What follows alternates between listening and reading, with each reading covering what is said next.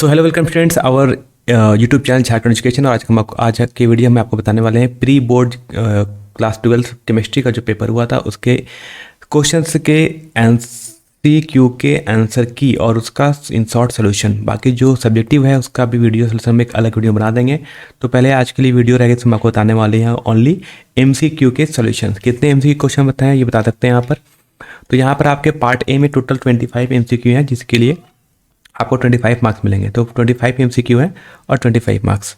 बाकी आपका जो सब्जेक्टिव पेपर है वो 45 मार्क्स का है। 45 मार्क्स का पार्ट हम आपको बाद में बता देंगे with explanation in English and Hindi both. ठीक है, तो स्टार्ट करते हैं आज का पहला क्वेश्चन। पहला क्वेश्चन आता करता है alloy is an example of, है ना। कह रहे हैं मिस धातु किसका उदाहरण होता है। देखो एलॉय क्या होता है।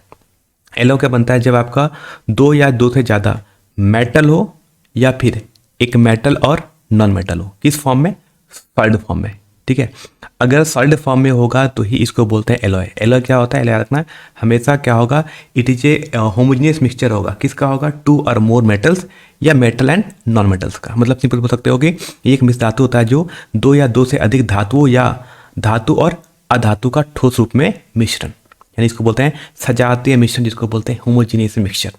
ठीक है, तो क्या कहा मैंने यहाँ पर, ये होना चाहिए सॉलिड सॉलिड में ही होना चाहिए, दोनों धातु अवस्था में ही होनी चाहिए। यानी जो करेक्ट आंसर होगा वो हो जाएगा आपका ऑप्शन नंबर सी, है ना। सॉलिड सॉलिड होना चाहिए यानी ऑप्शन नंबर सी। ठीक है, आते क्वेश्चन नंबर 2 लिखता है the number of moles of NaCl in 3 litre of 3 molar solution etch. ठीक है, तो कह रहा है बताओ कि हमारा 3 लीटर 3 मोल के घोल में NaCl के मोलों की संख्या कितनी होगी। तो सिंपल सा क्या करना है, आपको एक फॉर्मूला रखना है ना।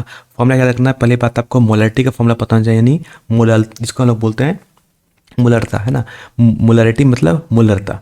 तो जो मोलरिटी होती है उसका फॉर्मूला क्या होता है, तो फॉर्मूला फॉर द मोलरिटी, है ना, जिसको आप हिंदी में बोलते हैं मोलरता। ठीक है, फॉर्मूला क्या होता है, तो मैं बताता हूँ। फॉर्मूला जो होता है वो होता है नंबर ऑफ मोल्स, कितने मोल्स हैं। ठीक है, डिवाइड बाय किसके मोल्स होते हैं, सॉल्यूट के कितने मोल्स होते हैं, डिवाइड बाय सॉल्यूशन का वॉल्यूम कितना है, वॉल्यूम ऑफ द सॉल्यूशन, यानी विलियम का जो आयतन कितना, वॉल्यूम कितना है। ठीक है, फॉर्मूला होता है। देखो हमसे गिवन है कैसे क्या क्या क्वेश्चन में, तो हमसे पूछा number of moles find out करना है, आपको वॉल्यूम गिवन है और मोलरता गिवन है। तो यानी मोल्स का फॉर्मूला क्या हो जाएगा, यानी मोल्स का जो आपका फॉर्मूला हो जाएगा, तो मोल्स का फॉर्मूला हो जाएगा आपका मोलारिटी, है ना, इनटू हो जाएगा वॉल्यूम। ठीक है, मोलारिटी कितनी गिवन है, 3 मोलर, यानी 3 इंटू वॉल्यूम कितना गिवन है, आयतन कितना गिवन है घोल में, वो 3 लीटर। कितना, 3 इंटू 3 हो जाएगा 9। तो करेक्ट आंसर हो जाएगा यहाँ से आपका ऑप्शन नंबर 9। तो क्या था यहाँ से, ये वाला फॉर्मूला आपको याद रखना है। रखना, इसमें जो वॉल्यूम होता है वो हमेशा लीटर में गिवन होना चाहिए। अगर मिली लीटर में गिवन है तो फॉर्मूला थोड़ा सा चेंज कर जाएगा, जो आपको पता होगा। नहीं पता है तो हम आपको जब सब्जेक्टिव कराएंगे तो आपको वहाँ पर हम बता देंगे। बात समझ आएगा। क्वेश्चन नंबर 2 का करेक्ट आंसर कितना आएगा, answer number C the correct answer. आते क्वेश्चन नंबर 3 लिखता है आइसोटोनिक सॉल्यूशंस हैव। कह रहा है आइसोटोनिक घोल में क्या होता है, क्या होगा, किसे बोलते हैं आइसोटोनिक सॉल्यूशन। तो आइसोटोनिक सॉल्यूशन क्या होते हैं, तो आइसोटोनिक सॉल्यूशन वो सॉल्यूशन होते हैं जिनका सेम क्या होता है, ऑस्मोटिक प्रेशर सेम होता है, यानी जिनका ऑस्मोटिक जो दबाव होता है वो क्या होता है, सेम होता है। ठीक है, इसे क्या बोलते हैं, इस टाइप के सॉल्यूशन को हम लोग बोलते हैं आइसोटोनिक सॉल्यूशन बोलते हैं।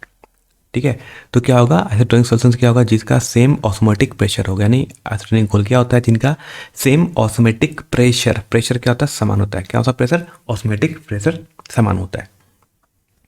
ठीक है, आते क्वेश्चन नंबर 4 लिखता है saturated solution of KNO3 is used to make salt bridge. कहता है कि सॉल्ट लवण सेतु बनाने के लिए, यानी सॉल्ट ब्रिज बनाने के लिए हम एक सैचुरेटेड सॉल्यूशन लेते हैं, यानी एक संतृप्त घोल लेते हैं। किस चीज़ का, KNO3 का। क्यों लेते हैं KNO3 का ही हम एक सैचुरेटेड सॉल्यूशन या एक संतृप्त घोल क्यों लेते हैं सॉल्ट ब्रिज बनाने के लिए। ठीक है, क्यों होना चाहते हैं यहाँ पर, तो कहता है कि यहाँ पर इसलिए बनाता है ताकि जो आयनिक की दोनों का क्या सेम होना चाहिए, है ना। तो जो सेम होनी चाहिए वो जब आप इसका एक सैचुरेटेड सॉल्यूशन लोगे तो किस में KNO3 किस में डिवाइड हो जाएगा, K प्लस एंड, है ना, ये 2 आयंस में डिवाइड हो जाएगा, एक K और एक NO3 माइनस में। अब दोनों का सेम क्या होता है, दोनों का स्पीड, दोनों का वेग सेम होता है, दोनों की वेलोसिटी बराबर होती है। ठीक है, दोनों क्यों बराबर होना चाहिए, है ना। अगर बराबर होगा, अगर या दोनों की, अगर दोनों का अगर वेलोसिटी बराबर है मतलब कि दोनों की मोबिलिटी क्या है, इक्वल है ना। यानी दोनों कितने क्या है, यानी दोनों की परिपथ में जो विद्युत की तटस्थता है वो क्या होना चाहिए, बराबर रहना चाहिए। ठीक, यानी दोनों का स्पीड सेम होना चाहिए, मोबिलिटी सेम रहेगी। इसलिए हम यूज करते हैं सॉल्ट ब्रिज में, किसका यूज करते हैं, केनो का, क्योंकि दोनों की वेग क्या होता है, एक समान हो जाती है इसलिए।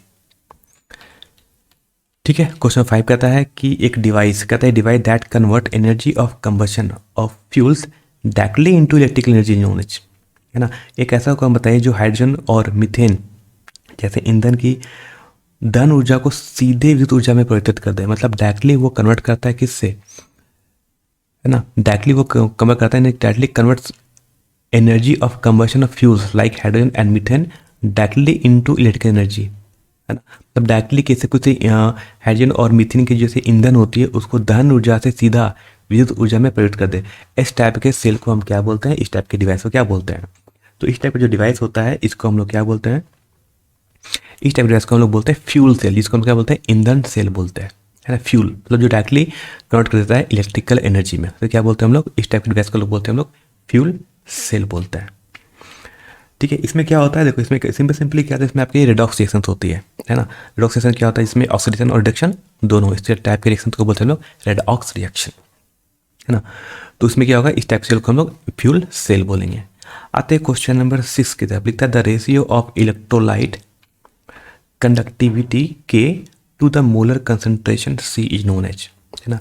यानी जो रेशियो किसका होगा, कहता है कि जो मैं इलेक्ट्रोलाइट की जो कंडक्टिविटी होती है, यानी जो इलेक्ट्रोलाइट की जो चालकता होती है और उसकी जो मोलर सांद्रता होती है, इनका जो अनुपात होगा, इसको हम किस नाम से जानते हैं, है ना। तो इस नाम को हम लोग किस नाम से जानते हैं, इसको हम इस चीज़ को लोग कहते हैं मोलर कंडक्टिविटी, है ना, क्योंकि यहाँ पर क्या दिया है, मोलर कंसंट्रेशन और क्या गिवन है, इलेक्ट्रोलाइट की कंडक्टिविटी। तो इस टाइप के रेशियो को हम क्या बोलते हैं, इस टाइप के रेशियो को हम लोग बोलते हैं मोलर कंडक्टिविटी, यानी मोलर चालकता बोलते हैं। यानी क्वेश्चन नंबर 6 का जो करेक्ट आंसर है उसको क्या बोलते हैं, उसको बोलते हैं हम लोग मोलर चालकता यानी मोलर कंडक्टिविटी। तो फॉर्मूला पढ़े ना कि K/C के रेशियो क्या बोलते हैं हम लोग, मोलर कंडक्टिविटी बोलते हैं ना। आते क्वेश्चन नंबर 7, लिखता है कि हमें एक रेट गिवन है ना, रेट के लो K into H2O2 is an example. देखो H2O2 क्या है ना, एक्चुअली ये ऐसा लिखा हुआ है कि हमें जो रेट लिखा हुआ है, रेट यानी जो दर लिखा हुआ है, वो रेट लिखा हुआ है कि ये हाइड्रोजन पेरोक्साइड है ना, H2O2, ये हाइड्रोजन पेरोक्साइड। कहता है कि बताओ कि ये किस टाइप का एग्जाम्पल, किस टाइप के रिएक्शन का, किस ऑर्डर का रिएक्शन है, ये 0 ऑर्डर का रिएक्शन है, फर्स्ट ऑर्डर का रिएक्शन है, सेकेंड ऑर्डर का रिएक्शन है, या फिर नन ऑफ दिस, किस ऑर्डर का रिएक्शन है। देखो ये किस पे डिपेंड करता है ना। तो जो भी रेट डिपेंड करता है वो डिपेंड करता है कि उसके कंसंट्रेशन कितना है ना, वन रिएक्टेंट का कंसंट्रेशन कितना है। अब देखो यहाँ पर इसको देखना, तो यहाँ पर देखो पावर कितना है, यहाँ पर पावर 1 है ना। अगर पावर मतलब ये किस टाइप का रिएक्शन है, ये आपका एक फर्स्ट ऑर्डर का रिएक्शन है, मतलब कि एक ऑप्शन नंबर बी जिसको बोलते हैं प्रथम कोटि की अभिक्रिया, क्योंकि यहाँ पर जो पावर लिखा था वो कितना है, ये 1 है ना।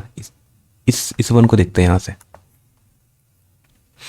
ठीक है। तो यहाँ पर आपको देखिएगा कि यहाँ पे किस ऑर्डर रिएक्शन है, यहाँ पर लिखा है 1 इसलिए, ठीक है। यानी यहाँ पर कितना है, ये 1 है इसलिए, ठीक। बात समझ आ गया। तो आते हैं क्वेश्चन नंबर 8, आते हैं क्वेश्चन नंबर 8 में आता है, क्वेश्चन 8 कहता है कि an increase in the concentration of reactants of a reaction leads to change in, कहता है उस किसी प्रतिक्रिया ने किसी अभिक्रिया के कह रहा है कि किसी अभिक्रिया के अभिकारकों की सांद्रता में वृद्धि करने से क्या परिवर्तन हो जाएगा। यानी अगर आप किसी भी रिएक्शन आप कराने जा रहे हैं तो उसमें अगर कंसंट्रेशन, अगर आपने रिएक्टेंट का कंसंट्रेशन बढ़ा दिया, यानी आपने अभिकारकों की सांद्रता में वृद्धि कर दी, तो क्या चेंज आएगा। तो ऐसा चेंज करने पर क्या होगा, अब देखो रिएक्टेंट का आपने कंसंट्रेशन बढ़ा दिया है, उसकी सांद्रता बढ़ गई है, सांद्रता बढ़ गई, तब क्या होगा, उसमें टकराने की जो आवृत्ति है, जो फ्रिक्वेंसी है, वो अब बढ़ जाएगी। यानी higher reactants concentration increase the number of collision between molecules, है ना। यानी मॉलिक्यूल्स के बीच में जो टकराव होगा वो ज़्यादा हो जाएगा, जिसको हम लोग बोलते हैं कोलिजन फ्रिक्वेंसी बढ़ जाना। क्या बढ़ जाएगी, कोलिजन की फ्रिक्वेंसी बढ़ जाएगी, नहीं टकराव की आवृत्ति बढ़ जाएगी। आते क्वेश्चन नंबर 9, ठीक है। क्वेश्चन 9 कहता है the unit of rate constant of third order reaction. ये इंपॉर्टेंट क्वेश्चन है सब, है ना। ये क्वेश्चन जैकबोर्ड हमेशा पूछता है, अगर आपने PYQ देखा है तो कहता है थर्ड ऑर्डर का जो रिएक्शन होगा उसका यूनिट क्या होगा, यानी तीसरे कोटि की अभिक्रिया की ना, नॉट प्रतिक्रिया से अभिक्रिया बोलते हैं, लिखना अभिक्रिया, अभिक्रिया की, है ना, अभिक्रिया की दर स्थिरांक की इकाई क्या होगी। तो इसका एक कॉमन फॉर्मूला होता है जो मैं आपको बताना चाहता हूँ, जो आप याद रखोगे तो आप किसी का भी लिख पाओगे, है ना।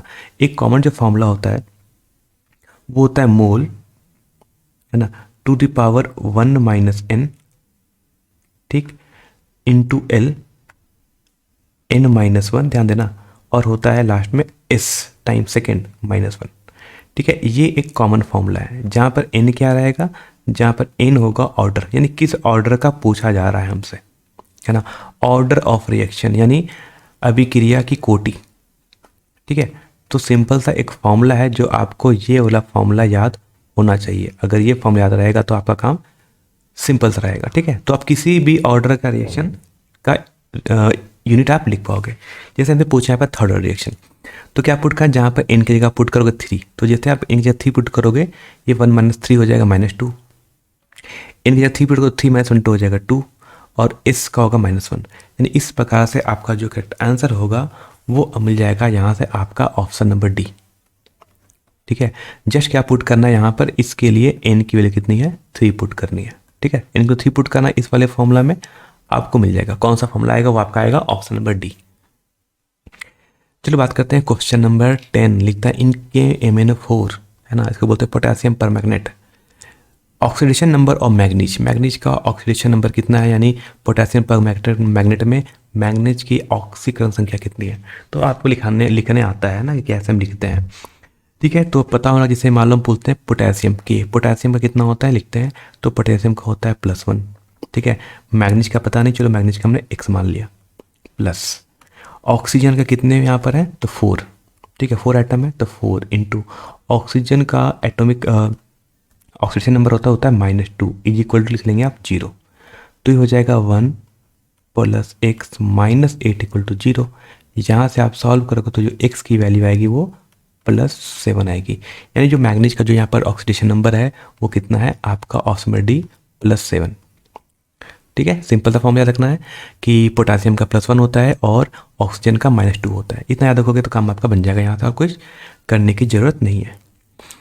आते हैं नेक्स्ट क्वेश्चन की तरफ। क्वेश्चन 11 कहता है lanthanoid which is well known to exhibit +4 oxidation states, यानी कि क्वेश्चन कह रहा है कि जो लेंथेनाइड होता है जो +4 ऑक्सीकरण अवस्था प्रदर्शित करने के लिए जाना जाता है वो कौन है ना, कौन सा लेंथेनाइड है।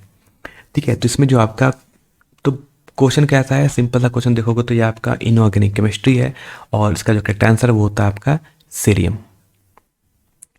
ठीक है, इसे कहता है सीरियम एक कॉमनली, है ना, सीरियम एक कहता है आपका कॉमनली ऐसा एलिमेंट है जो +4 ऑक्सीडेशन स्टेट करता है due to the stability of its electronic configuration. ये बहुत स्टेबिलिटी होती है इसकी इलेक्ट्रॉनिक कन्फिग्रेशन, बाकी सभी की इलेक्ट्रॉनिक कन्फिग्रेशन स्टेबल नहीं है, चेंज होती है, लेकिन क्या होता है इसकी स्टेबिलिटी क्या होती है, इलेक्ट्रॉनिक कन्फिग्रेशन जो आप पढ़ते हैं, है ना, जिसको बोलते हैं इलेक्ट्रॉनिक विन्यास बोलते हो। ठीक है, इसलिए वो कौन सा करता है, हमारा सेम करता है। बस समझ आ गया, तो आते हैं क्वेश्चन नंबर 12, लिखता है the type of isomerism shown by the complex, है ना, यानी जो हमें कॉम्प्लेक्स यहाँ पर गिवन है, कह रहा है ये किस टाइप के आइसोमेरिज्म को शो करेगा, यानी किस टाइप के ये समावयता को शो करेगा। ठीक है, तो हमें जो गिवन है वो दिया है कोबाल्ट निकल है।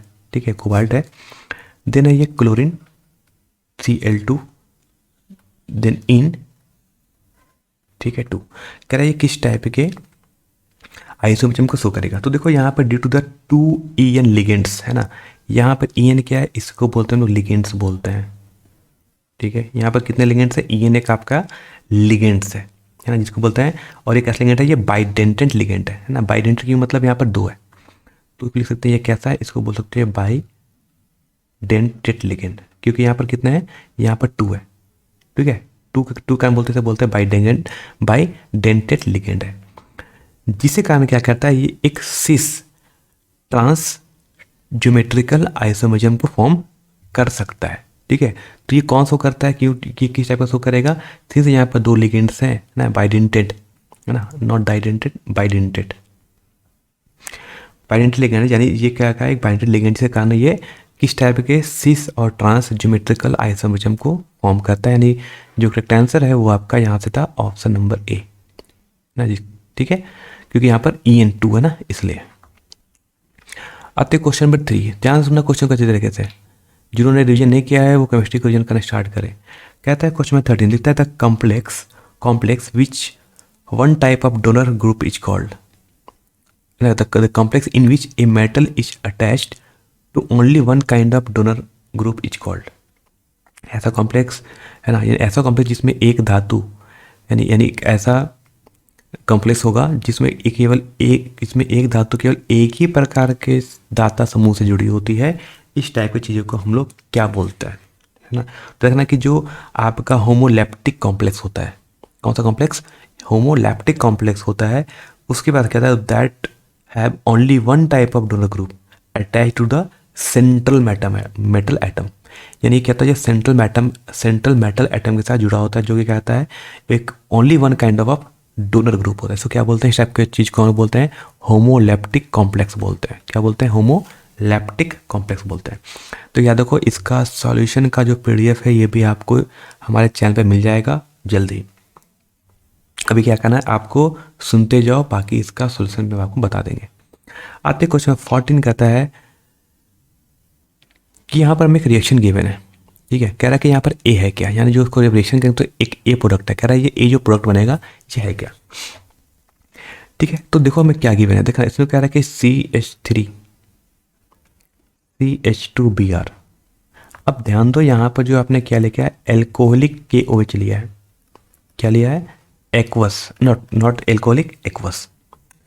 तो होता है एक एल्कोहलिक भी होता है, एक एक्वस भी होता है। यहाँ पर हमने क्या लिया, यहाँ पर हमने एक्वस लिया है। एक्वस मतलब जलीय विलयन लिया, एक्वस मतलब जलीय विलयन, है ना।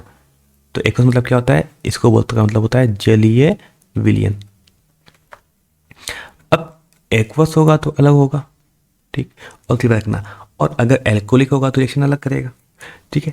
तो जब भी ये रिएक्शन करता है तो क्या बनता है, इसे बनता है आपका इथेनॉल, CH3CH2OH, ठीक है। तो याद रखना ये कब होगा, तो इसको बता दो, जब भी अगर यहाँ मिलेगा क्या, अगर एक्वस, ठीक है, जब भी एक्वस मिलेगा तो क्या बनेगा, ये एल्कोहल ग्रुप यहाँ फॉर्म करेगा, ठीक है। तो ये पॉइंट को मेरा हमेशा रखना कि अगर एक्वस KH होगा तो क्या फॉर्म करेगा, एल्कोहल, ठीक। अगर एल्कोहलिक होता तो रिएक्शन कुछ और होता। तो यहाँ से जो आपका करेक्ट आंसर है वो होगा आपका ऑप्शन नंबर बी में, ठीक है। अगर नहीं होता तो क्या होता, तो फिर ये आगे देखते हैं। क्वेश्चन 15 लिखता है विच ऑफ द फ्लोइंग है the highest boiling point. Boiling point तो ज़्यादा किसका होता है, ठीक है। तो देखो यहाँ पर क्या होता है, जो हाईएस्ट बॉइलिंग पॉइंट होगा वो होता है आपका टेट्राक्लोरोमीथेन का, ठीक है। आपका क्लोरोमीथेन है, डाइक्लोरोमीथेन है, ट्राइक्लोरोमीथेन और टेट्राक्लोरोमीथेन है। टेट्राक्लोरोमीथेन क्या होता है कि यहाँ पर आपके कितने होते हैं कार्बन होकर, यहाँ पर टेट्राक्लोरो मतलब 4 क्लोरीन जुड़े हुए हैं, ठीक है। इसे बोलते हैं टेट्राक्लोरोमीथेन बोलते हैं। तो देखो क्या होता है कि टेट्राक्लोरोमीथेन का हाईएस्ट मॉलिक्यूलर वेट होता है ना, and strong wonder wall force होता है, जिसके कारण इसका हाईएस्ट बॉइलिंग पॉइंट होगा। क्यों होता है रखना कि एक का तो हाईएस्ट मॉलिक्यूलर वेट होगा, ठीक है, इसका हाई आपका बोलता है मॉलिक्यूलर वेट होता है, ठीक। और साथ ही साथ क्या होता है ना, और ये स्ट्रॉन्ग वंडर वॉल फोर्स होता है ना, सबसे ज़्यादा स्ट्रॉन्गर वंडर वॉल फोर्स होगा। अब जितना ज़्यादा वंडर वॉल फोर्स होगा उतना ज़्यादा उसका बॉइलिंग पॉइंट होगा, ठीक है। तो स्ट्रॉन्गर वंडर वॉल फोर्स होता है, जिसके कारण क्या होगा, इसका जो बॉइलिंग पॉइंट होता है वो बहुत ज़्यादा होता है। तो करेक्ट ऑप्शन कौन सा था आपका, ऑप्शन नंबर डी, है ना, टेट्राक्लोरोमीथेन। एंड हम आगे हम केमिस्ट्री की तरफ हम पढ़ रहे हैं ऑर्गेनिक। तो कहता था when phenol it distilled with zinc dust, कह रहा है कि अगर आप फिनॉल को जिंक डस्ट के साथ, ये आपका होता है फिनॉल, वो ग्रुप जुड़ जाएगा, यहाँ पर आप जुड़ोगे किसके साथ, जिंक डस्ट जोड़ोगे ना, जिंक डस्ट है। आप एक्शन करते हैं तो क्या बनता है, तो ये क्या करता है, जब भी जिंक डस्ट रिड्यूस क्या करेगा, जिंक डस्ट रिड्यूस कर देगा फिनॉल को और क्या बना देगा, बेंजीन। बेंजीन कैसे बनेगा, इसमें से हाइड्रोक्सिल ग्रुप को वो रिमूव कर देता है।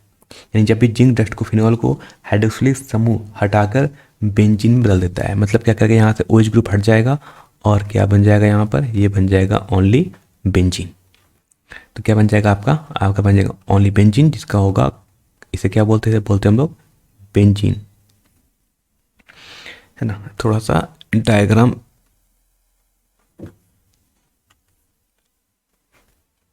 ठीक है, ये हो जाएगा आपका बेंजीन ऐसे।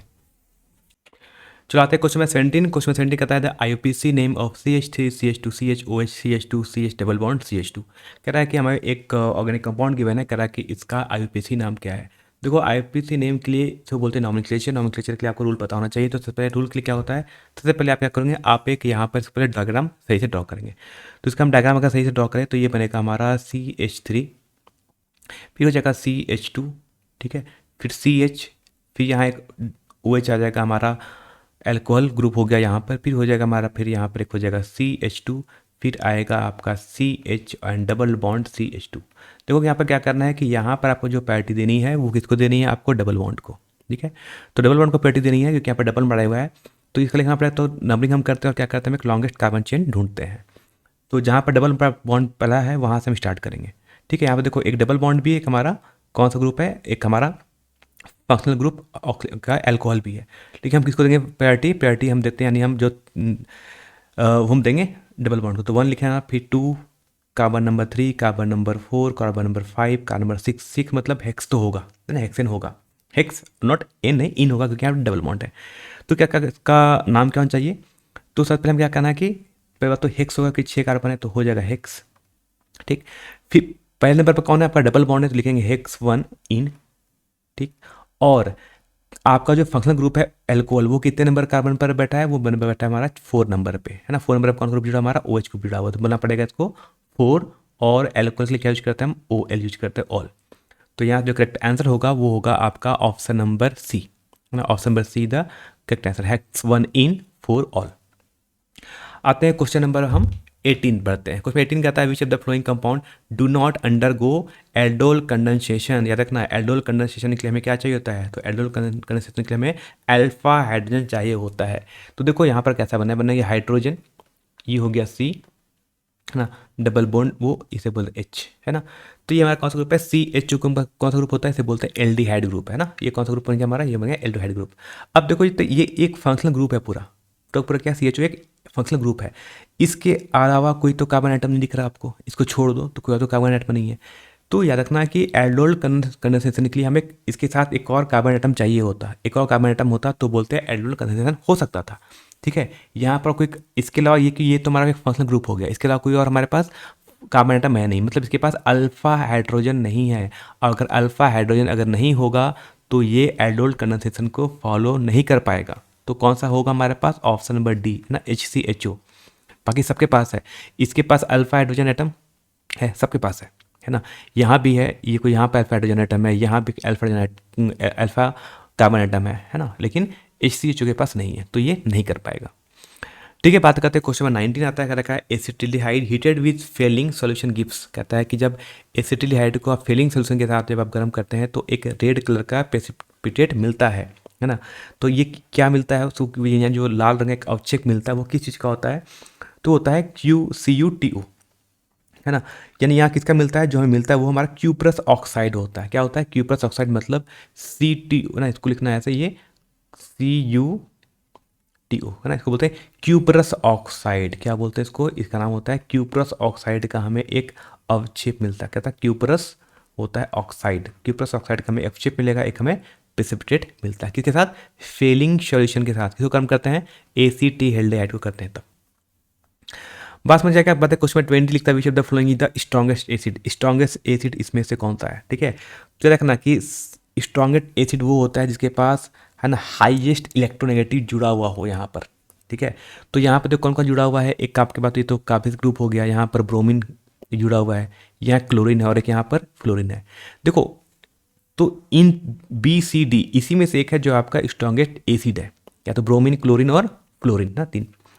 अब देखो कि यहाँ पर सबसे ज़्यादा इलेक्ट्रोनेगेटिविटी किसकी होती है, तो जो हाईएस्ट इलेक्ट्रोनेगेटिव होती है वो फ्लोरीन की होती है ना। किसकी होती है, हाईएस्ट, इसको बोलते हैं हाईली ये इलेक्ट्रोनेगेटिव होता है। क्या होता है, हाईली इलेक्ट्रोनेगेटिव होता है ना। हमें चाहिए होता है हाईली इलेक्ट्रोनेगेटिव हमें चाहिए किसके लिए, स्ट्रॉन्ग एसिड के लिए, है ना। और इस क्या होगा, और इसकी की जो एसिडिटी होती है वो इंक्रीज होती है by withdrawing electron from the carboxylic group, है ना। कार्बोक्सिलिक, क्योंकि इसकी जो क्या होती है कि जो कार्बोक्सिलिक ग्रुप होता है उसमें से इलेक्ट्रॉन को विड्रॉइंग करने की टेंडेंसी इसके पास बहुत सी ज़्यादा होती है, ठीक है। तो जो स्ट्रॉन्ग एसिड होगा वो आपका कौन होता है, फ्लोरीन होता है, क्योंकि इसके पास हाईएस्ट, ये हाईली इलेक्ट्रोनेगेटिव होता है हमारा फ्लोरीन, इसलिए, ठीक है। बात करते हैं यहाँ पर, हम आता है क्वेश्चन 21 लिखता है which of the following is 2 degree amine. 2 degree amine इसमें से कौन है ना। क्या इसमें से 2 डिग्री एमीन कौन है। तो 2 डिग्री एमीन वो होता है जिसके साथ एमीन ग्रुप के साथ 2 कार्बन एटम जुड़ा रहे, है ना, उसको बोलते हैं 2 डिग्री एमीन, है ना। 2 कार्बन होना चाहिए बस, 3 नहीं, 2 कार्बन, है ना। कितना होना चाहिए, 2 कार्बन जुड़ा होना चाहिए। तो 2 कार्बन कहाँ का जुड़ा हुआ, देखो इधर से एक कार्बन यहाँ जुड़ा हुआ है, एक कार्बन यहाँ जुड़ा हुआ है, इसको क्या बोलते हैं 2 डिग्री एमीन, है ना। यहाँ पर कितने कार्बन जुड़े होंगे, 3 कार्बन, तो ये नहीं है। यहाँ पे कितने हैं, यहाँ पे एक तो यहाँ जुड़ा हुआ है, 2 यहाँ जुड़ा, तो यहाँ भी हो जाएगा टोटल 3, यहाँ भी 3 है, यहाँ भी 3 है। यहाँ पे कितना है, यहाँ तो 2 कार्बन जुड़े हुए थे, ठीक है। यहाँ देखोगे तो यहाँ भी आपको एक ही कार्बन जुड़ा हुआ मिलेगा, एक कार्बन, ठीक है। यहाँ कैसा बनेगा, यहाँ पर कुछ ऐसा बनेगा, है ना, ये NH2 ग्रुप जुड़ा हुआ है, ठीक है। तो ये भी ये किसने कार्बन से जुड़ा हुआ है, एक कार्बन से ना। यहाँ कितने कार्बन जुड़ा हुआ है, एक कार्बन से। तो हमसे पूछा 2 डिग्री एमीन कौन है जिसमें 2 कार्बन आइटम जुड़े हैं, वो कहाँ पर है, हमारा ऑप्शन नंबर ए में। आते हैं क्वेश्चन 22 लिखता है कि इसमें, है ना, हिंसबर्ग रिएजेंट कौन है, यानी हिंसबर्ग का अभिकर्मक कौन है इसमें से, ठीक है। ऑप्शन आपके पास दिया हुआ है, तो आपको याद रखना है कि हिंसबर्ग रिएजेंट होता है, यानी जो अभिकर्मक होता है वो किस होता है, वो होता है हमारा बेंजीन सल्फोनाइल क्लोराइड, है ना। कौन था वो, हमारा बेंजीन सल्फोनाइल क्लोराइड को हम लोग बोलते हैं हिंसनबर्ग रिएजेंट, यानी हिंसबर्ग अभिकर्मक बोलते हैं। वो कौन सा होगा, ऑप्शन बी। तो ये क्वेश्चन रटा रटा क्वेश्चन आपको याद होना चाहिए ऑर्गेनिक केमिस्ट्री में ना। रिएजेंट तो आपको याद होना चाहिए ऑर्गेनिक केमिस्ट्री में, कन्वर्जन के लिए आपको बहुत जरूरी होता है। आते क्वेश्चन में 23 लिखता है when A diazonium salt is treated with, है ना। क्या है कि जब डाइजोनियम सॉल्ट को आप किसके साथ रिएक्शन कराते हैं तो आपका आयोडोबेंजीन बन जाता है ना, आईडी बन जाता है। तो इसके लिए अब क्या करना पड़ेगा, इसको ने आपको, यानी डाइजोनियम सॉल्ट को आपको पोटासियम आयोडाइड, किसके साथ, पोटासियम आयोडाइड, मतलब KI, है ना। पोटासियम आयोडाइड क्या होता है, इसको बोलते हैं KI बोलते हैं। जब इसको आप ट्रीट करेंगे डाइजोनियम सॉल्ट को, जब आप पोटासियम आयोडाइड के साथ आप रिएक्ट कराएंगे तो क्या मिल जाएगा, आयोडोबेंजीन बन जाएगा। तो यहाँ जो करेक्ट आंसर होगा वो होगा हमारा ऑप्शन नंबर ए, ठीक है। यानी यहाँ पर क्या होना चाहिए, इसको आपको पोटासियम आयोडाइड के साथ रिएक्ट कराना पड़ेगा। आते क्वेश्चन पर हम 24 लिखता है कि इसमें मोनोसेचराइड, कह रहा है कि monosaccharide are joint through a bond, किस टाइप के बॉन्ड से जुड़ा होता है, टू फॉर्म ए डाइसेचराइड। यानी एक मोनोसेचराइड होता है वो किस टाइप के बॉन्ड से जुड़ा रहता है ना। 2 मोनोसेचराइड जो होते हैं वो किस बॉन्ड के थ्रू,